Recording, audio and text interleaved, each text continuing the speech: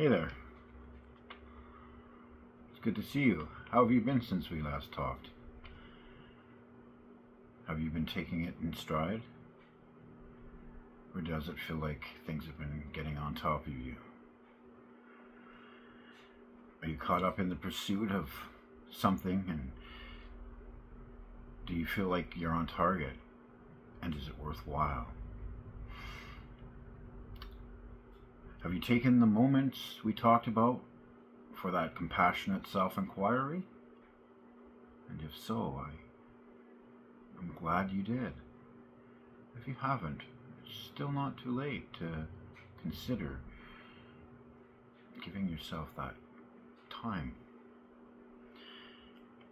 Did you make time to sit down and find your own peace? Or did the need to be helpful grab away your time? What are you willing to let go of? To bring in more of what you want to think, feel, create, or experience? You know, I had quite a great week. I had some challenging things come up. I've had some really great conversations. I've been inspired by the depth of people's understanding of life, their understanding of me, and that is refreshing to experience. We had a gathering of more than 50 people in Sumas, in a place called Kilgard, and the Thunderbird Foundation was there, and they were there to teach us about trauma-informed approaches to life. And when you're doing work like this, you can't help but be inspired, especially when we do it in such an open forum. We all sit in a circle. And while I was sitting in that circle, they laid down a medicine blanket, and on that blanket there was a starfish. And I was reminded of a story that I read about Audie the otter and the starfish, and how he is so curious about the starfish in the sea and the starfish in the sky. And while I was thinking about it, a story popped into my mind about starfish. And the story sort of went like this. I'm pretty sure some of you will be able to recall this. An old man was walking along a beach at sunrise after a big storm had washed thousands of starfish ashore. He noticed a young person in the distance bending down and throwing something into the sea. As the man got closer, he saw the beach was covered with starfish as far as his eyes could see. He approached the youth and asked, "Why are you throwing starfish into the ocean?" The youth replied, "The sun is up and the tide is going out. If I don't throw them back into the water, they'll die." The old man scoffed, "But there are miles and miles of beach and thousands of starfish. You can't possibly save them all.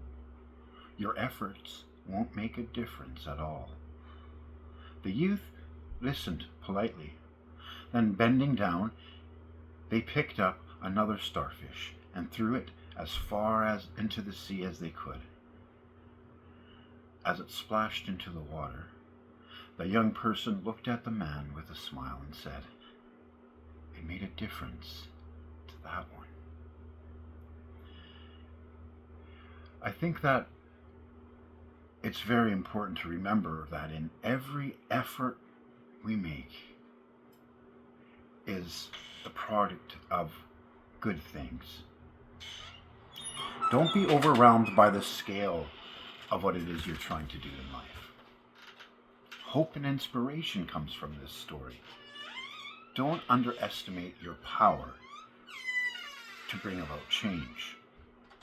Your little acts of kindness are a powerful statement about the value of everyday life. I know that sometimes many of us in the helping field can get caught up in this idea that we have to have the answer, that we have to fill them up with all our love and our hope. It's important for us to make sure that they're sent out into the world equipped to handle whatever may be coming their way. And certainly it's most important to us, because if they needed that answer and they found somebody to confide in and it was us, we feel that it's our responsibility to do the very best job we can. It is important to have hope, finding meaning, living for purpose, and cultivating a sense of belonging. Those are very important aspects of taking care of people, but also allowing them to find their way through whatever it is. Because deeply and truthfully, in their heart, they have the answers. These are important to who we are and how we identify with ourselves. And so we ask those questions. How are you? What happened? How do you think we can help you?